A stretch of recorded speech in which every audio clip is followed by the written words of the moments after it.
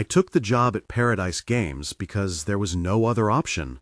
Rent didn't wait for Pride, and Claire's hours at the clinic had been cut twice in the same month. Ethan needed shoes. The town had shrunk around us, and the things I used to call luck were working elsewhere. When the manager handed me the key and pointed up at the neon sign that hummed like a tired insect, I told Claire it was temporary. I lied as easily as people do when they're trying to protect someone from the truth. The place looked like someone had closed the door on 1986 and forgotten to throw the key away. Neon bled through dust. CRTs glowed with that soft, dishonest warmth that made everything look a little softer at the edges, even the cigarette-burned carpet by the prize counter. Arcade posters curled like old leaves. The coin chutes had the same stubborn clink I remembered from middle school, and the ticket printers exhaled a hiss that sounded almost alive. In one corner, a Pac-Inspired octopus kept its slow, impossible orbit. In another, a racing cabinet's steering wheel sat at an angle, abandoned mid-slide. And there, tucked in the back like a throat that shouldn't be opened, was the machine everyone whispered about when they thought no owner could hear them. A cabinet taller than the rest, painted a faded black that drank light. Someone had painted the words Level 7 in gouged white letters across its marquee. They looked less like signage and more like a warning someone had scratched into the paint weeks after drinking too much and deciding that being careful was a kind of cowardice. Cedar found me before the first shift ended. He smelled like spilled solder and instant coffee and the kind of smoke that clings to your sleeves.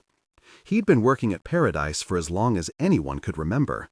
Technician, janitor, local oracle. People called him Cedar because he said he was planted here. I didn't ask where the name actually came from. He had a way of moving that made it feel like the arcade bent around him, an old janitor with the posture of a man used to building fires in the dark. He glanced at my key like it was a loaded coin, and then at my face, measuring. "Rule number 1, he said, without looking away, and I thought he was joking. He was not. In the maintenance alcove behind the prize counter, a chunk of plywood had been nailed to the wall. Someone had scrawled 7 rules on it with a black marker so old the strokes were thin and spidery. The ink had faded at the corners, but the words were legible, and they sat there like an inventory of small and terrible promises. They weren't poetic, they were practical in the way of things that have been mistaken for ordinary once too often. Instructions to keep the world in one piece by following a list. The 7 rules read like a covenant someone desperate enough to bargain with themselves might scrawl. I copied them into my head as Cedar recited them slowly, like a man reading a will. 1. Keep the lights on. Don't give it the dark. Don't let it learn your face. Return what you take, no exceptions. Stop at level 6. Names are not toys. Speak them quietly or not at all. Do not feed it fear. Never start level 7. Simple, he said. He tapped my chest with a finger that left a little circle of oil on my jacket. Simple and hard as hell. I laughed then because I was 28 and embarrassed, and because laughing seemed easier than the truth in my pocket. Claire would be mad that I was already treating her warnings like a broadcast I'd heard from a distance. Ethan would think I was a hero because I told him I'd fix him a prize if he behaved during the week. Me? I wanted the lights to stay on and the rent to get paid, and I wanted to believe nobody would take the stupidest rule as an invitation. If you like strange late-night scares, subscribe. There's more of this if you want it. It's a small thing, out of place, and said like a whisper. Cedar didn't move. He watched me like someone who'd seen 100 people make the same joke and then break their wrists on the next step. The first week was mostly glare and routine. I learned where the broken joysticks lived, how to coax a ticket printer back to life with a gentle tap, where the spare change hid in the baseboard. I learned the rhythm of the place, the ping from the claw crane like a breath as it found nothing to grab, the hiss of the soda machine, the small high whine of a pinball that wasn't properly grounded. Most of the regulars were kids who smelled of potent cologne and expectation. A few came back because the scores kept them tethered to something that felt like youth. The crowd was a thin pageant at night. Couples with too bright smiles, teenagers with hands that didn't stop, the occasional man who'd set up a folding chair by a machine and watched the world through the corner of his eyes. At night, the arcade rearranged itself. It got thinner, as if all the public places had been drained and left in skeletons. The marquise lights, the neon veins, the machines breathing in. Shadows gathered in the low points of the carpet where spilled soda had eaten the fibers away, and the CRT glow did something to the faces of the machine's players, drawing their features into a softer, more concerned shape. It felt like being inside a VHS tape. It also felt lonely. There are little things that gnaw more than the big ones. There was a stack of unpaid bills on my kitchen counter that made me measure every dollar I let myself spend. There was a porch light at home that Claire left on because she said it led Ethan to his bedroom. The arcade, for all its noise, pressed that loneliness into a narrow location and made it easier to focus on. I would finish a shift, lock the door, and the town would be a thin band of light on the horizon, and I'd feel the weight of everything I'd left undone. When you are the kind of man who's learned you can't fix everything, you still keep trying because the number of things you can't fix is a kind of torment you wear on your hands. Small oddities crept in like mold. The first thing was a ticket, a single strip, plain white with the faint blue of a thermal printer, stuck out of the coin return in the Pac knockoff by the prize counter. It had been folded once, like someone had placed it in a pocket and then changed their mind. Written across it in a shaky ballpoint was a single word: stop. I thought it was a kid at first. Kids liked to make mysteries. I folded it flat and left it on top of the prize counter as a joke more than a warning. The next night, the same ticket was in the same coin return, this time smoothed, but with a new line beneath the word stop. It read, "Do not look." "You sure you're seeing things?" Cedar asked when I showed him. He'd been there long enough to have earned a face that made the world feel like a thing passed through his hands. He smelled of dust and solder and someone who'd learned to be wary of toys that felt too smart. "Kids are pranks," I said.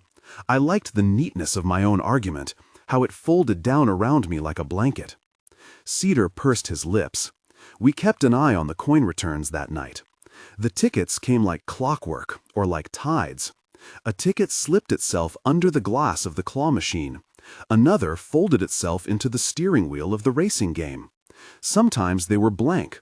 Sometimes they had the same short warnings scrawled in that same uncertain hand. At first, the machines were only machines.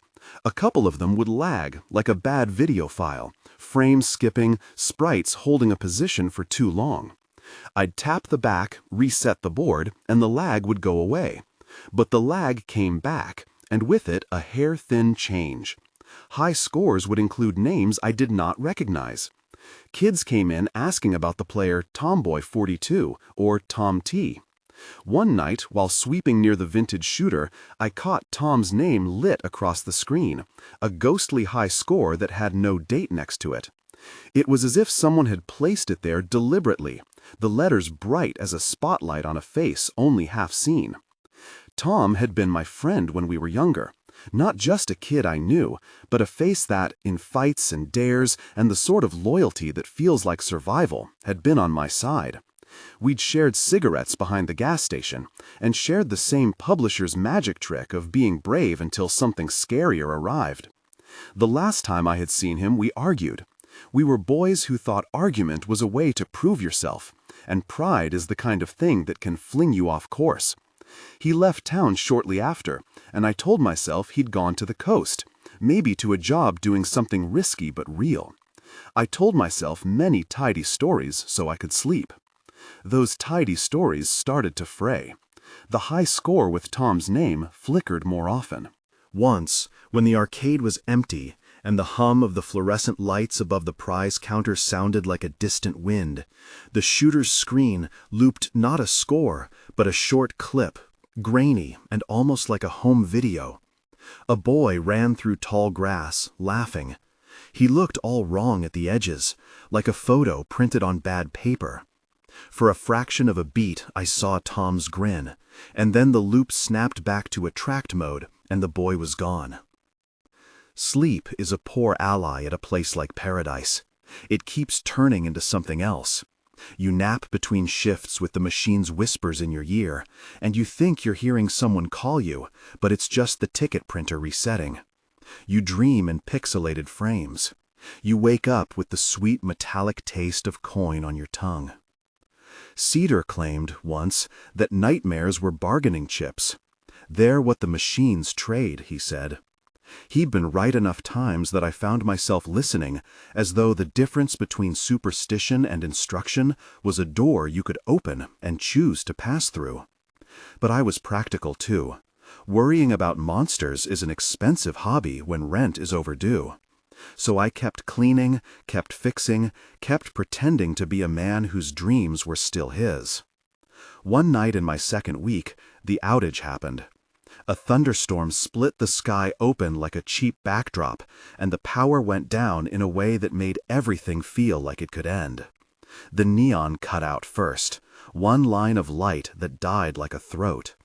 The emergency lights kicked in, but Paradise ran on backup like an organism running on borrowed breath. I was the only one there. And when the backup generator whined and failed 5 minutes later, the arcade was mostly in darkness. The CRTs went into black bloom, the screens alive only as faint, keening afterimages. That's when the rules became loud. I'd moved toward the back to find the panel that would re-engage the generator, and I saw the plywood with the 7 scrawled rules. The light from my phone hit the ink and made the marker look like it had been carved, not written. Someone had added a new line in smaller handwriting at the bottom of the board. No marker this time, just the ink from a ballpoint. The line read, "It hears soft things. Do not whisper names when the power is low." The hair on my arms rose. I told myself I'd misread it, that the storm could make letters be whatever mood you wanted. When the lights came back minutes later, the ink looked like an old bruise, faint but there. I kept my phone in my pocket and told myself jokes about authority and $3 mantras. The payoff for practical measures is that you often get a reason to explain your fear away. The payoff also includes things that cannot be explained away. The ticket slips continued. The machines kept repeating. The high scores with Tom's name pulsed in and out like a heartbeat. And every night I found a new scrap tucked somewhere. A receipt shoved behind the prize counter.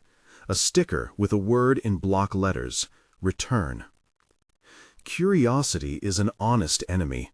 It preyed on me because it felt useful, because the part of me that wanted to be good kept thinking information was a fix. Information would let me know what to do, to remove a fuse, to pull a board, to dismantle what hurt people. The back room door was a slab of metal that always smelled faintly of oil and dust, with a lock the size of a fist. Cedar kept the key in a drawer beneath his stool, and he would only let the regular shift techs into the maintenance tunnels if something had broken badly or a machine had to be rebuilt. He spoke like that, cautious, measured, the sort of man who believed in limits. On a Wednesday, when the place was quiet, a boy came by in the late afternoon with a backpack full of coins and the kind of smile you see on someone who expects to beat the machine and feel godlike for an hour. He planted himself at the level 3 shooter, one of the row of cabinets that had little numbers painted below their screens, L1 through L6, like a hallway of escalating permission. The boy hit the start and played until the machine's attract mode swallowed him. When he finally left, he dropped a ticket at my foot. It was the old kind of ticket, the ones printed with the store's name in faded ink, and across it somebody had written, with careful, almost mocking neatness, "Rule 3." I didn't think much at the time. We were all tired. But later, after hours, when the fluorescent glow turned the prize counter into something resembling a chapel, I found that the ticket had been slipped into my locker. The kids here loved to leave notes, I told myself. They liked to make the adults squirm and think themselves brave. I held the ticket in my hand. The paper was warm for some reason, as if it had been in someone else's skin minutes before. Someone else had written on other tickets, on little slips, sometimes using charcoal for emphasis. Your name is a key. Do not give it away. A rule is an instruction given form. We follow rules because rules take fear and divide it into manageable slices. I began treating the plywood like scripture, looking at the words, testing them with the sort of mental math you do when you're trying to be safe. But rules also tempt you in an odd way. They tell you what you cannot have and therefore become, by nature, an invitation. I started to map the levels. The cabinets labeled L1 through L6 were arranged in a narrow corridor near the back. Whoever had organized the arcade here loved the idea of a secret. L1 was a shooter with cheap plastic light guns that squeaked when you pulled them. L2 was an unremarkable beat-em-up.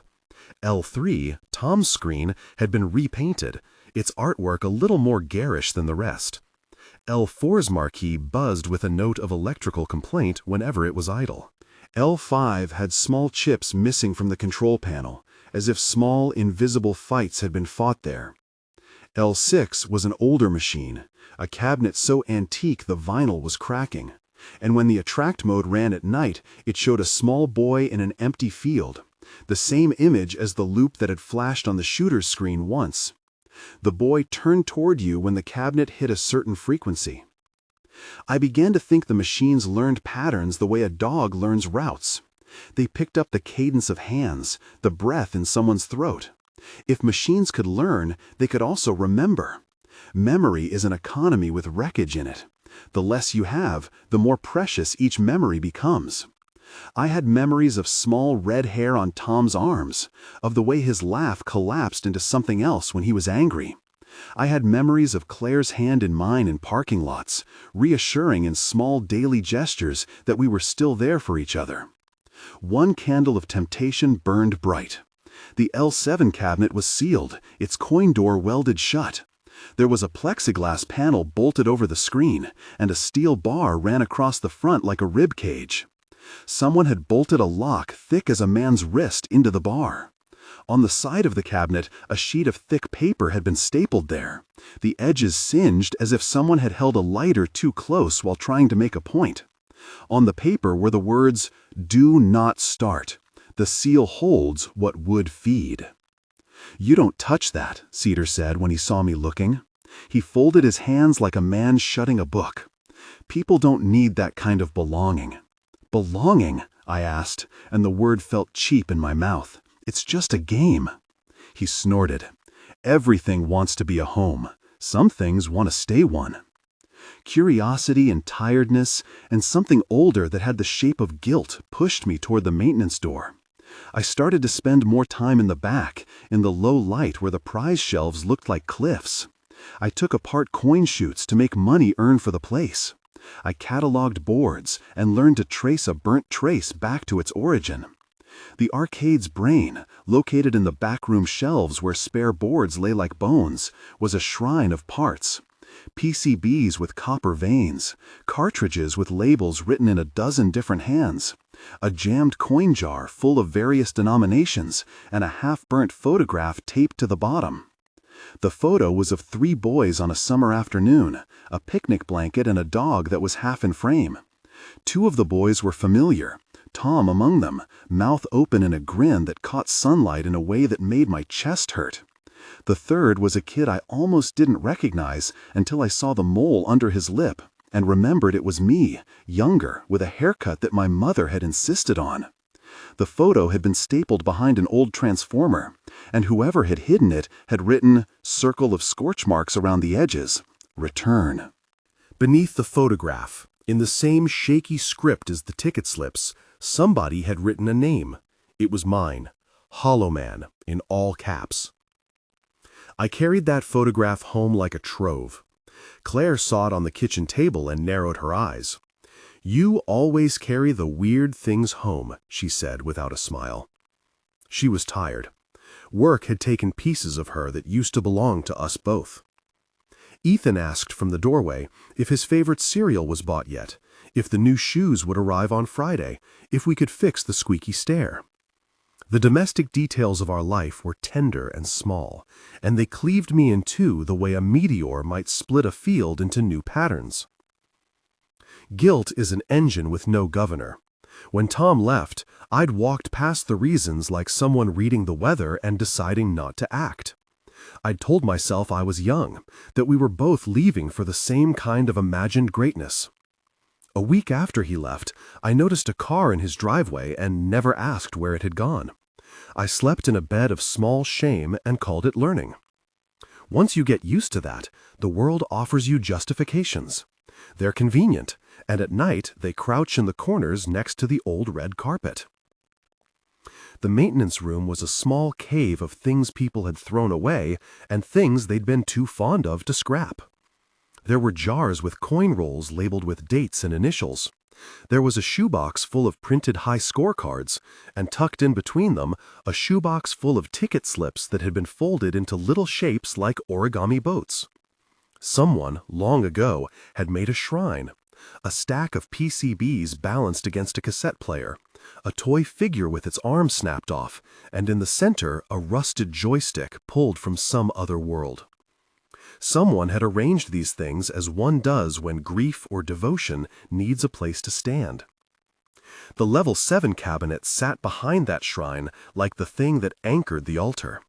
It was sealed with metal and chain and a padlock that had been brazed shut. The marquee was dulled as if someone had rubbed it with the back of a hand until the paint had thinned. A small label, half ripped, read Level 7, Restricted. A tangent of wires curled from the bottom and disappeared under a manhole-sized plate on the floor, as if the cabinet drank more than coins and spit out little storms. I did what any man does when he is tempted by ruin. I started measuring risk. The more I told myself I would not touch it, the more the thought of it became a tool I could use against the larger infections of my life. If I could understand the machine, remove a fuse or a burned trace, and put it all in a box with a label that read broken, I could bring it home and show Claire I had done something. It was a poor rationalization, and I knew it. Rationalizations like that will let you open doors. Cedar watched me with an intensity that meant he had seen this movie before. "A lot of people treat level 7 like a dare," he said one night as rain pattered on the metal roof. "A lot of people think they're braver than they are. The rules aren't there to make you small. They're there to keep what gets in the wrong place from getting out." "You speak like it's alive," I said. My voice sounded small in the cavernous back room. "It is," Cedar said. "Not in the way you put electricity into a tube and it lights. In the way that stories are alive. In the way that loneliness takes a shape." He told me about Tom and the way old men tell stories. Things dropped in like pebbles that make the surface ripple. Tom had used to work here sometimes when his mom needed a night off. He'd been a kid in the right place at the wrong time. Kid liked the machines, Cedar said, liked them like they were friends. He paced with a rag in his hands.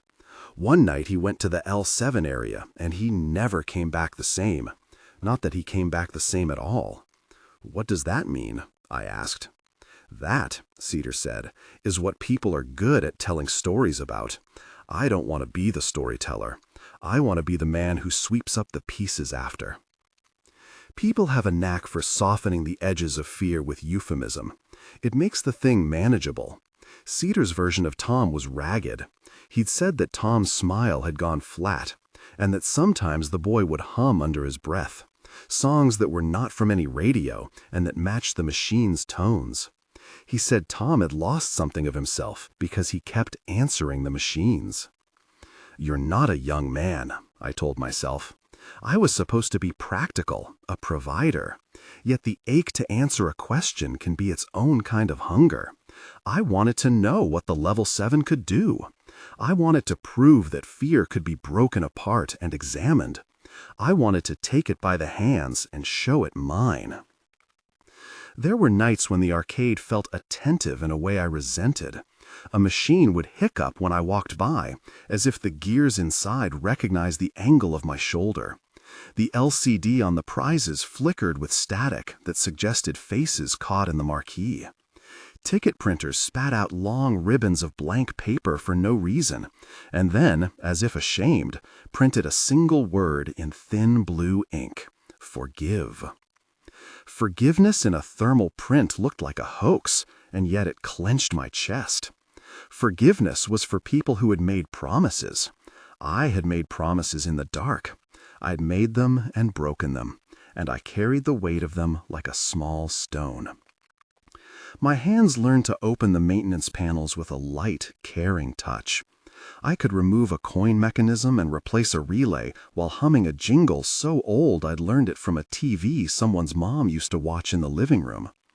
Once I'd balanced the coin door, I found, wedged under the metal lip, a folded receipt from 20 years ago. Tom's handwriting curved across it in an unmistakable flourish. The date was the day he disappeared. Memories are tricky. They are not purely chronological. They feel like films you go back to and edit without permission. The receipt was a lens. I saw the summer Tom and I had spent on the edge of town, the way the river tasted, the silliness of teenage bravado. I saw myself arguing with him about leaving.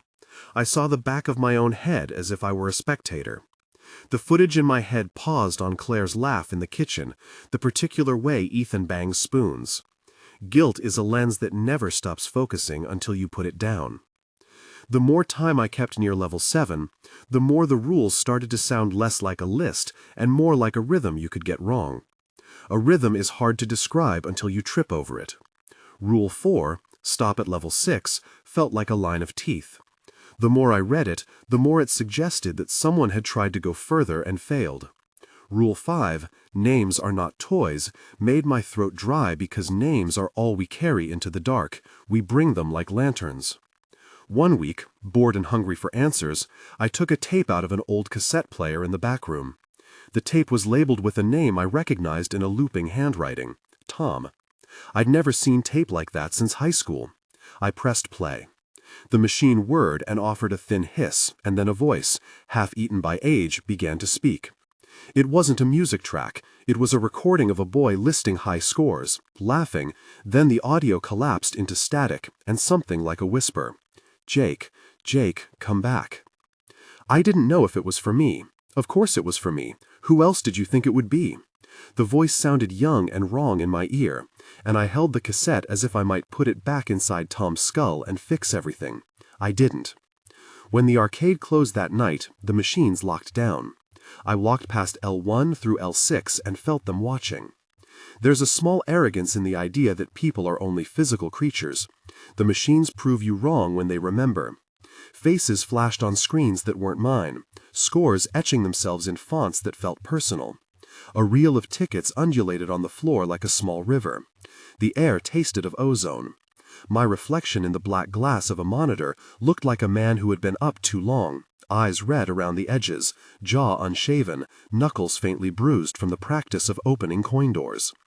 I didn't mean to open the sealed cabinet. I touched the chain once, like a medical professional testing a pulse. The metal was cold and felt wrong under my palm, like touching a tooth that had been dead too long. Beneath the bar, the cabinet hummed faintly, as if there was something labored and patient inside, something that had been waiting for handholds. That was when I saw the first thing that made the skin on the back of my neck crawl. Through the cracks in the marquee plastic, something moved. Not the kind of movement a wind makes, but smaller, like a breath caught in a throat. It looked like a slide of light, a shadow that rearranged the internal plastics. The cabinet seemed to be breathing through its chassis, an organism that had been told to sleep and refused. I stepped back.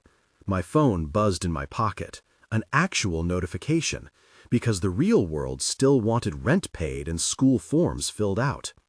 Claire's name flashed. I thought about picking up. I thought about how simple some things used to be. My fingers itched. That night, my dreams were a film that replayed in 6-second loops. I saw a small boy running through a field. I saw Tom's face learning to disappear at the rims. I saw my own face, older now, trying to catch the boy. It felt like training. When I woke at 3, the arcade was dark around the edges. The ticket printers had been chattering in my absence. A single slip lay across the top of the welded bar on level 7, as if placed by a hand that meant to be delicate. It read, It remembers your hand. I could walk away. The sensible man inside me knew that walking away was what a story expected of its hero. There's bravery in exit and wisdom in exit. But every time I thought about Claire and the stack of bills and Ethan's small hands, the thought of leaving one more mystery behind tasted like faint defeat. Everyone has a shot at redemption in their head.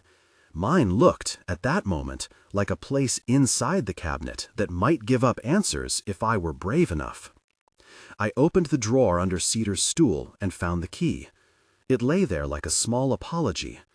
I told myself I was only going to look. No one breaks rules when they look. The key turned in the lock with a sound that pleased me and made me feel small and guilty. The chain came off with a clank. The bolts were cold and clinical as they slid free. On the inside of the cabinet, behind the plexiglass slab, there was a set of controls that did not belong in a public machine. Knobs like dials on a radio. A tiny toggle that had been taped down. There was a joystick whose cap was missing, revealing a shaft like a finger bone, and for a moment, in the dim light, it looked like something watching me. A thin display lit when I brushed a fingertip near it. The screen was not an ordinary attract screen. It mapped of old, scan lines like a horizon, and then, slowly, faces appeared in the noise. Not photographs, but impressions. A boy laughing in a summer field. Claire bent over a sink, her hair in a messy knot. Ethan asleep with a cut-out dinosaur tucked under his arm. For a breath, it showed my own hand, dirt under the nails. The machine had a way of making memory tangible, showing you what you needed and what you had left. Then there was a sound. Not a sound of the machine powering up properly, but a half-frequency. A low auditory scrape, like someone opening a throat. The marquee stopped. The card reader, long disabled, clicked as if a coin had been placed in its slot. Somewhere, far away in the guts of the place, the older machine's attract modes synchronized for the length of a heartbeat. The watches, if that's what they were, shifted in the CRT glare, and the arcade's air smelled suddenly old and wet, as if someone had brought a basket of damp linens into a dry room. I remember thinking, this is where you learn whether you are a coward or not. It's funny, the stories you tell yourself in the face of the thing you know might make you small. In the end, all the reasons stacked like the coins in my pocket, and one by one they slid away until only the click of the lock remained. When the cabinet breathed again, it seemed to be less a machine and more an animal that had learned a new motion. The display flickered, and for a second I saw Tom's face clearly, older, as if years had been applied like a patina. He smiled, and the smile had an edge to it. Jake, the Marquis seemed to say, if somehow Marquis could form voices. The word was not spoken aloud. It was a smell, a memory, a thing lodged in the bones. I stepped back. My heart skittered in a small, confused sprint. The whole of me wanted to run. But running felt like breaking a promise to the kid in the photograph, to Claire, to the small ledger of lives that had become mine to sustain. People sometimes think courage is the absence of fear. It's not. Courage is being afraid and doing what's necessary anyway. I left the cabinet like an altar you don't take from, respectful, cautious, and with the promise to return, because adults make plans and then fail to keep them. I left the chain unhooked on the floor, the padlock clanging like a prison door. The machine was silent now, as if it had subsided and consented to my retreat. Outside, the town's lights shimmered under rain. A car passed and sent a cone of yellow down the street. I thought of Claire's hand on my sleeve that morning, of Ethan jumping in puddles, of the small, mundane things I'd promised. The rules on the plywood looked at me when I came back through the maintenance alcove, their letters dark and patient. Someone had sketched a small ticket under Rule 6, as though to give the rule a visual anchor. I went home in the early gray, my coat slung over one shoulder, the photograph folded in my jacket. I slept like a man who was trying to make peace with the idea of being watched, fitful, touched by brief dreams, and waking to the telephone. Dawn was a thin thing, but it was enough to make a man feel that the small things he'd chosen were still in place, that the world had teeth, but they were not biting yet. The next night, I returned with a list of supplies and a resolve that felt bigger than me. I had plans I would have called brave if anyone had been there to hear me. I told myself I'd be careful. I intended to figure things out. I intended not to be seduced by the sense that the machines were a home I could live in. I pushed open the back room door, and the temperature dropped as if the place had been refrigerated. The shrine looked untouched. Coins in jars where someone had put them, the toy soldier with the broken arm tucked back into its place, the photograph still folded. But there was a new ticket on the welded bar, a single strip that had not been there before. The word on it was different. It read simply, "Listen." I put the ticket in my pocket. My hands were steady until they weren't. The absurd clarity of the night was like a stage light. Every creak sounded symphonic. The machines lined the room like spectators. I reached for the hidden switch behind the panel and hesitated, because hesitation is a small ritual. My thumb brushed the toggle. The room answered with a sound that was not in any manual. The toggle stuck. The soft hum all the machines made fused into a chord that might have been a song. Something moved in the corner near the old transformer, a shape like a shadow caught in a stuttering loop. It was not a person, not strictly, but it had the cadence of something trying to remember how to be human. It shifted like a tape loop you can't quite get to stop, an elastic hiccup of motion that suggested a body but refused shape. For a second, the pile of machines felt like an audience inhaling at once. I could smell solder and old smoke and something sweeter that set my teeth on edge, like burnt sugar or the smell of a photograph left too long in the sun. The toggle stuck under my thumb. The screen fogged and then cleared, and the cabinet's little display counted up. L1, L2, L3. The numbers were a metronome. I could feel the rhythm in my chest where guilt had long ago taken up residence. A whisper slid from the cabinet that wasn't a whisper, more like the after-image of a voice. Jake. My name felt like a coin hitting the metal of my ribs. For a moment, I stood on the lip of the thing and wanted nothing so much as to shove the cabinet away and lock it back up. The sensible choices lined up in my head like well-behaved coins. Leave, go home, pay the rent, be a man. Instead, I stepped closer. That's the small cruelty of curiosity. It dresses itself as duty. I told myself I was doing it for Claire, for Ethan.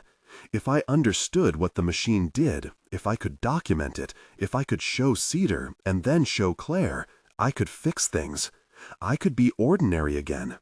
The trick, of course, was that understanding is a promise you give to yourself when you've run out of better ones. The cabinet's joystick was cold under my grip. The cap was missing. My thumb found the raw shaft, and I imagined it as a thin lever to pry something open. The screen pulsed and then flattened into a scene. L1. Fear. Not fear in the abstract, not something like thunder. It was a field, mid-afternoon. A small boy, maybe 7, ran and tripped, skin stinging where gravel had taken him. He cried, not loudly, but with the precise, choking sound a child makes when they think the world is bigger than the people who love them.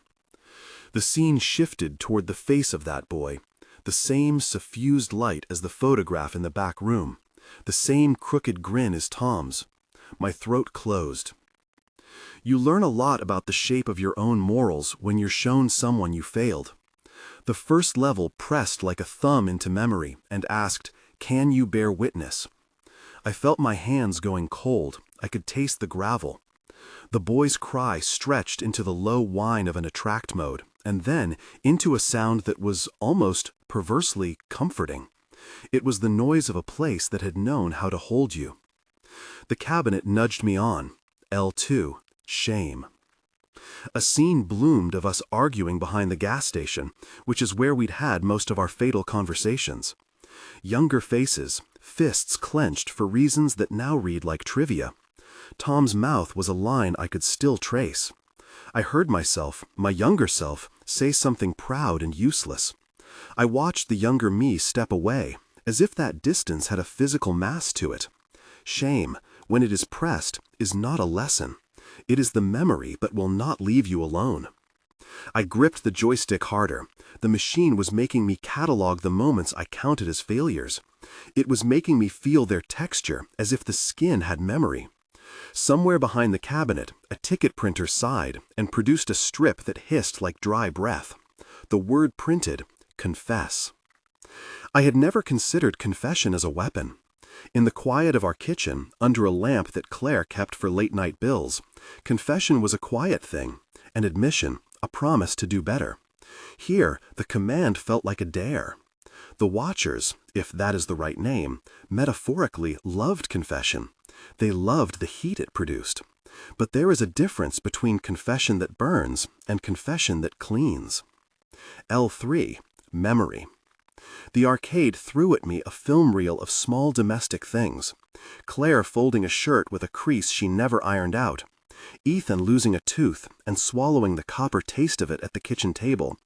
The photograph with the 3 boys, me, Tom, a dog with a muddy paw, spinning so that every frame showed me not acting when a boy in the background needed me. Each frame was a finger that pressed on that small, stubborn reserve of dignity I'd been rationing all year. It would have been easy to step away. It would have been easy to lock the cabinet and hand its key to Cedar and promise to never touch it again. Instead, some animal part of me wanted to finish the sequence. Some part that believed answers could be stacked and boxed away like shelf items. L4, loneliness. The machine presented me with a sequence of nights, hours, when Claire's answers had been short and practical and not quite angry. The camera angle made me small, showed me counting coins in a kitchen that smelled faintly of burnt toast and soap. I watched myself hand over the last of the bills.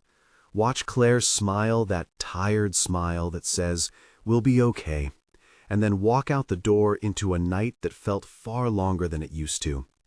This level was the slow drip of small sacrifices. It sat in a corner and watched the shape of your habits. L5, anger. It flashed a memory I'd been doing my best not to keep. A fight with Tom in which I said a thing I could never take back. I watched his face go slack the way an old television does when someone pulls the cord. For an instant, I thought I could repair it by calling him, by making some phone call that would fix everything. Instead, I felt the emptiness the distance had introduced, the way anger later becomes its own vocabulary. L6, temptation. The screen offered a tantalizing alternate life, a montage of hands on joysticks, of easy laughs and people who kept looking at you like you belonged to them. A life where I never had to hold account, never had to name what I feared. The machine whispered the phrase the kid at L3 had written on the ticket months ago, belong. It was a balm and a blade wrapped together. The machine paused, long enough for me to taste the air. Then it counted up in small mechanical digits, L7. There are choices in life where you can feel the ground change beneath you. The first was taking the job. The second was my thumb finding the broken cap of that joystick and choosing not to step back. When the cabinet started toward level 7, it was not the machine that decided it, it was me. There is an old kind of courage that is just a decision, and there is the braver courage of living with the consequence. I had chosen.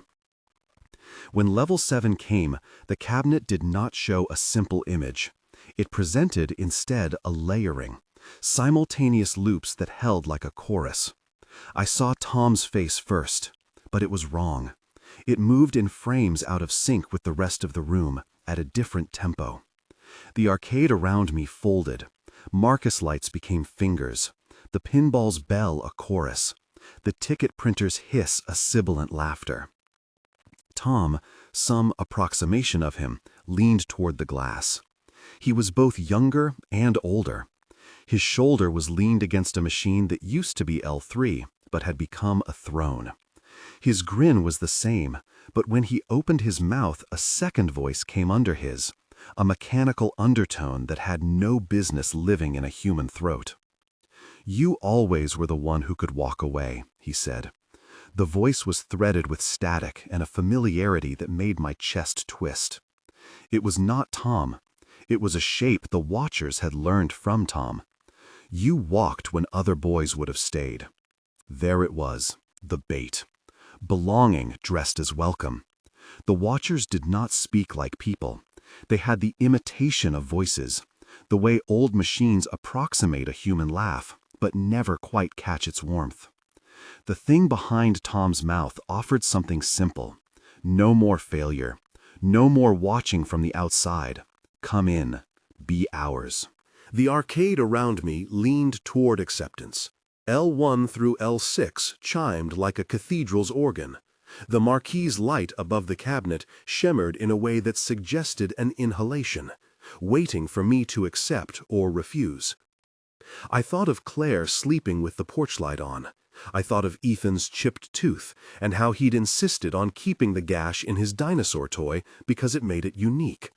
I thought of the photograph in my pocket, the one that had been folded and refolded until the corners were soft. I felt the pressure of those images as a physical thing, like weights on my shoulders. The Watchers feed on fear. They are greedy for the little sparks that make people smaller. The idea, Cedar had told me, was not to pretend fear wasn't there, but to refuse to let it be the only thing you bring. Names, Cedar had said, are not toys. Speak them quietly or not at all. I had broken that rule when I first unlatched the cabinet. Names had been everywhere, on tickets, etched into boards, whispered in the static. The machine used names like magnets. I could feel it pulling. I thought of the shoebox of high scorecards and the receipt dated the day Tom vanished. I thought of the small, humiliating catalog of things I had refused to do, the calls not made, the nights I slept in rooms that were warm while someone else needed presence. Guilt is a sharp, useful instrument if you hold it right. It is also a chain when you let it be your only identity. Then I did something small and reckless. I spoke. Not a whisper, not a concession to fear. I spoke plainly, the kind of sentence you say when you want to be remembered for its truth. "Tom," I said, "I let you go. I didn't try hard enough." The cabinet didn't lurch like it had expected. The screens didn't flare with victorious light. For a moment the arcade hummed, like a string held tight, and then something shifted. In one of the screens, a small boy's mouth shaped into a word: forgive. That single syllable hit me like warmth. It was not mercy from the machine. It felt like the shape of something human finding purchase in plastic. Confession does not always free you. Sometimes it just changes the terms of the bargain. But in that shift there was room, a space that the Watchers did not at first manage to fill. It was not enough. The cabinet pushed back. Tom's face, Tom's simulation, rearranged into something less like offer and more like mockery. You can't unname the thing you are, it said. You never could be brave enough when it mattered. I felt the thing reaching for me, not from the cabinet but through it, an almost sensation of fingers scraping the inside of my skull. The lights of the arcade dimmed, recalibrating, as if the building itself were taking stock. Hot lights went cold. The pinball dropped into silence. Ticket printers spat out long ribbons that piled at my feet, each one printing the same thin word in blue ink: Behold.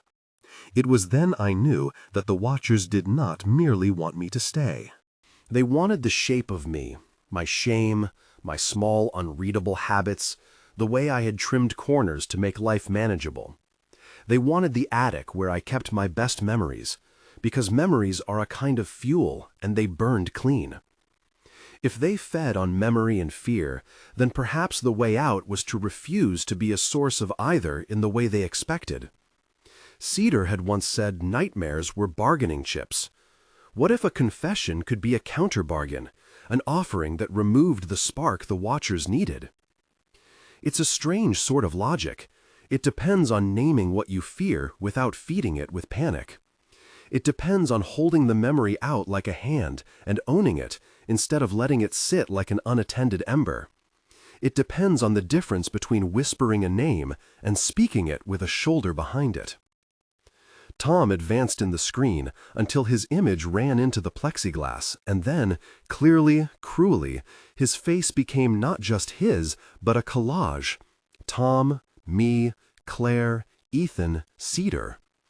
The Watcher's grappling hands were not flesh, but reflections, CRT glare that bent faces into a greater, hungry geometry. I did the only practical thing I had. I pulled the photograph from my pocket and set it on the welded bar where anyone or anything could see it. The flash of its paper in the cabinet's light felt obscene and sacred and small all at once. I did not hold it out like an offering. I held it out like evidence. "Tom," I said again, quieter now, "I remember the river. I remember your dog. I remember when you laughed because the kite got stuck in the tree. I remember when you were scared, and I did nothing." The machine's speakers hummed, and the sound was less like mockery and more like a question. The arcade's rhythm, tick, buzz, hiss, slowed, as if some internal metronome had been manually adjusted. If the watchers expected terror, they were getting instead a ledger, the small inventory of what I had cost myself and what I still had. I talked to them the way you talk to a person closing in on you, using my voice as a border. I gave them the names they wanted, but stripped of performative panic. I named Tom and Claire and Ethan, and then I named myself, calmly, without flourish, so that the names had no jagged edges for the watchers to bite. "Jake," I said, and the word was not a plea. It was an acknowledgement. The cabinet pulsed. The other machines, a row of L1 through L6, started to flicker in sequence, not in the rhythmic amassment of before, but like a heartbeat breaking into arrhythmia. Their screens showed not one image, but 1,000 small selves of the people who'd walked the arcade. A girl clutching a ticket, an old man hunched in a chair, a teenager with acrylic nails. Each face was a small inlay in the watcher's tapestry. The watchers fed on the uneaten parts of people, the unspoken apologies, the unfinished phone calls. I reached under the maintenance bench and found what I'd been unconsciously angling for, the rusted joystick salvaged from the shrine. It was a ridiculous thing, half metal and half memory, but it felt heavy enough to be a tool. I could have turned and left with the photograph and pretended I'd done my duty.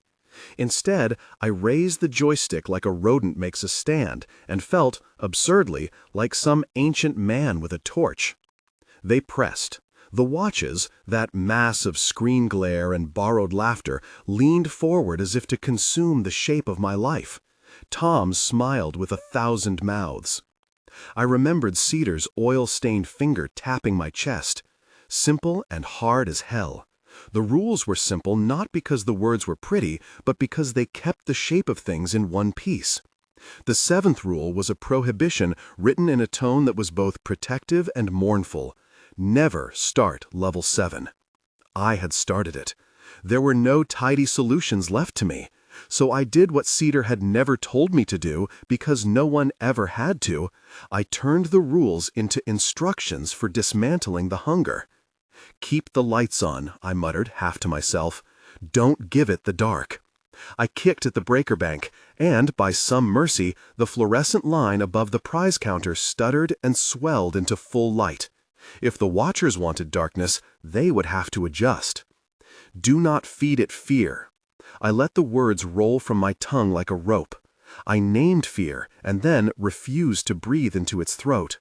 I let the confession sit on the air, and then I offered memory, mine, calmly, like a man setting down a tool. The cabinet surged. For a moment I thought it would swallow the photograph. Instead, the picture seemed to absorb the machine's glare and shimmered, the faces in it suddenly warm. Tom laughed, and the laugh had a tremor.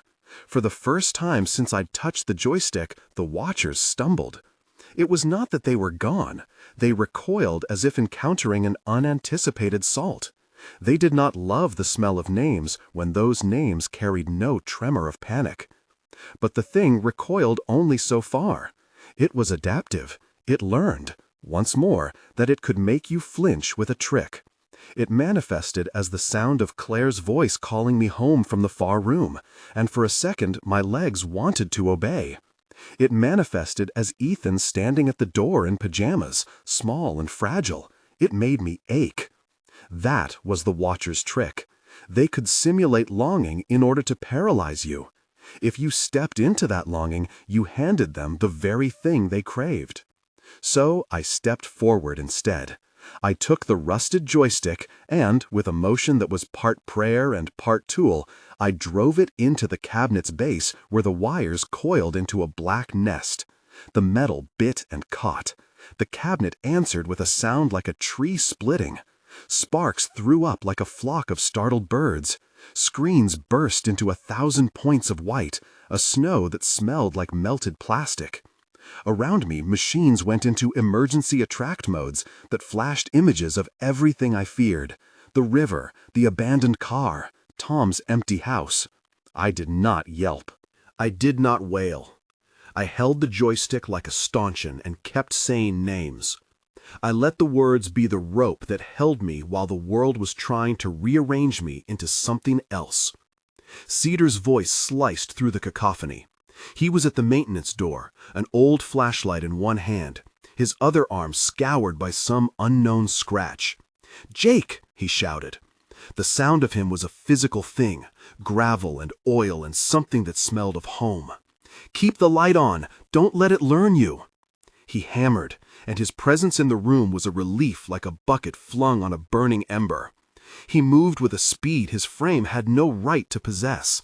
He knocked over a shelf of spare PCBs, sending copper and plastic clattering like a crude percussion. The racket broke a rhythm the watchers were trying to maintain. I put my shoulder to the cabinet and wrenched. The joystick tore, metal shrieking. For a second I feared the thing would erupt and take me with it, fold me into static. Instead, the cabinet convulsed in a cascade of light and sound, shrieking like a thing in pain.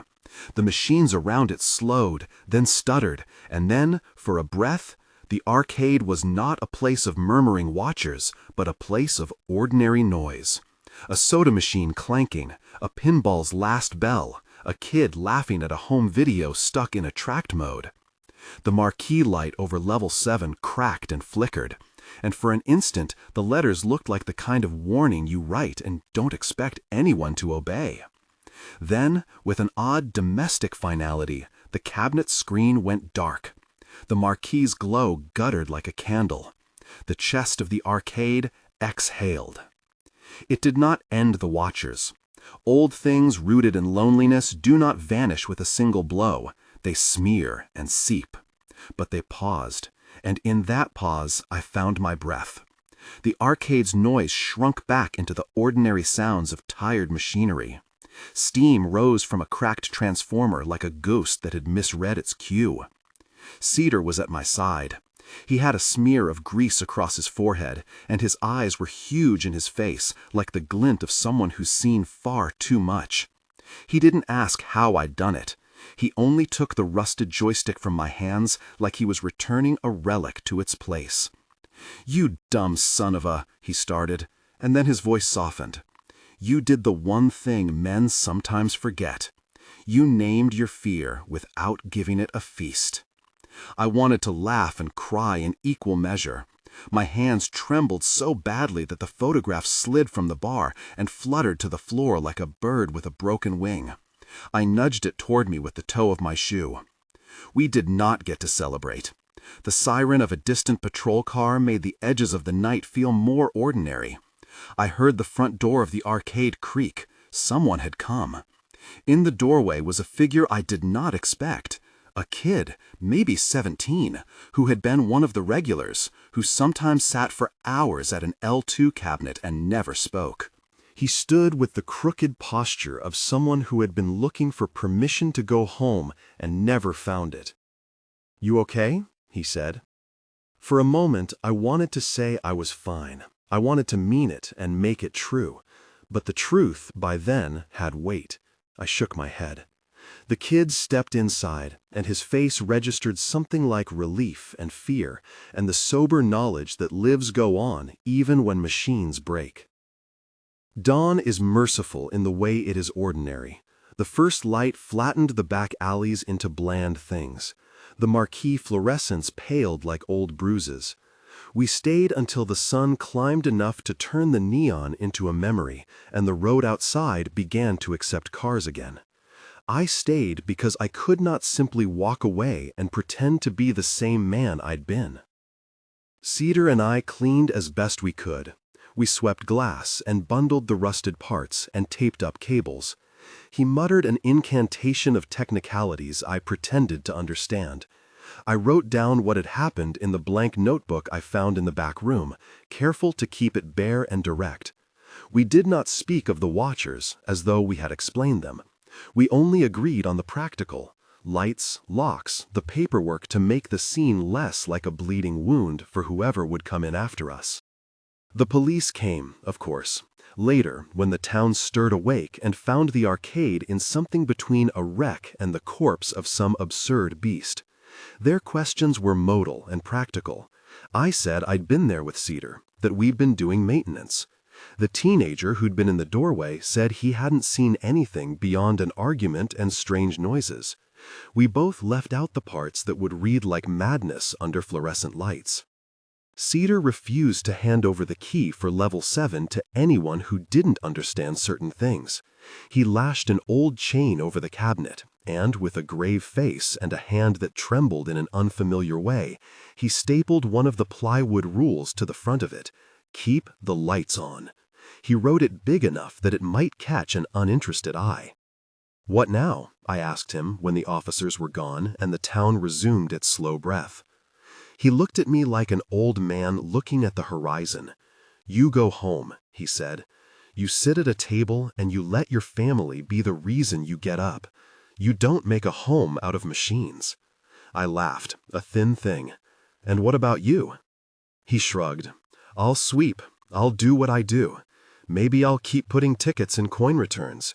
Maybe someone will read them. Maybe they'll mean something. Maybe they won't." He tapped the plywood with a knuckle. "Just don't think you closed it. You didn't. You only showed it a different mirror for a night." The arcade had been rent for as long as I could remember by Small Holdings, and Paradise Games was no different. The paperwork, insurance, maintenance log, the brief report I typed was a small ritual that treated our night like something governmental, an incident. That bureaucratic language was comforting in its way because it treated specters and machines as things that could be cataloged and scheduled. It was also a lie. The watchers had not been gone. They had only been postponed. I went home with the photograph folded in the notebook. Dawn cut the town into angles that had been hiding in the dark. Claire was at the sink when I came in, a towel over her shoulder, hair messy. Ethan shuffled past with a dinosaur tucked under his arm, hair sticking up like a child who'd been ravaged by pillow battles. They could see it in my face, the strange combination of exhaustion and small triumph. "You okay?" Claire asked, and the simple query tasted like mercy. I wanted, in that small domestic sanctuary, to tell her everything, to give her the list of names and the litany of guilt I'd walked into, and the confession I'd used like a tool.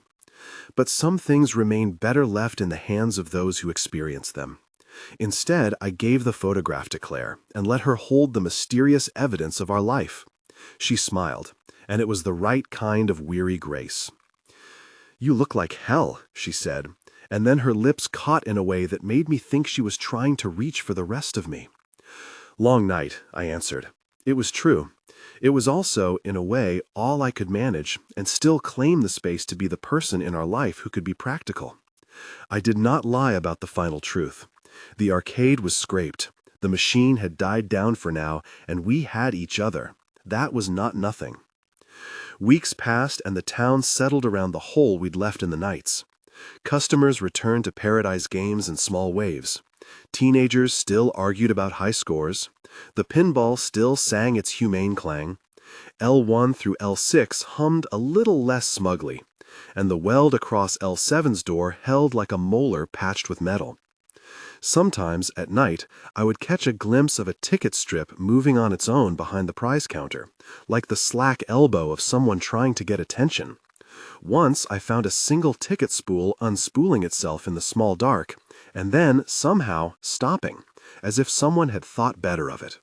Cedar would mutter and tuck the spool away as if to put its restless edge to sleep. Tom's name stopped appearing in the high score lists for a while, and then it would return, coy and bright, like a ghost making sport of our collective memory. The kid who had been in the doorway that dawn found work at the arcade, mostly doing fetch and little repairs. He said nothing about what he'd seen, which was probably for the best. People keep silence the way people keep cash. They figure the thing will be there when they need it, and then they forget the exact nature of the hiding place. I went back twice more, never more than an hour late at night, to sit near the prize counter with a coffee and keep watch. The plywood rules remained. On some evenings, I'd find anonymous ticket slips tucked into the coin returns. Some read like warnings, others like entreaties. Someone had added another line under the rules in small, careful handwriting one morning: "Feed the light." Cedar had taken to writing little notes and slipping them into the shoebox with the high scorecards. He called them maintenance notes, though they were more like prayers. He had the habit of talking about the place as if it were a small being to be tended. When he spoke to me, it was as if he were reminding himself as much as instructing me. Rules aren't magic, they're scaffolding. Don't confuse the two. I learned the art of habit again. I taught myself to count the money I'd made without letting its margin feel like salvation. I called Claire in the middle of the day to tell her I loved her and meant it, not because it would absolve me, but because words, used enough, can change the shape of a life. I mended a small fissure in my pride by showing up for the small things: a teacher conference for Ethan, a slow Sunday where we ate cereal and watched cartoons like the people we were trying to be. The watchers, or their influence, never entirely stopped trying.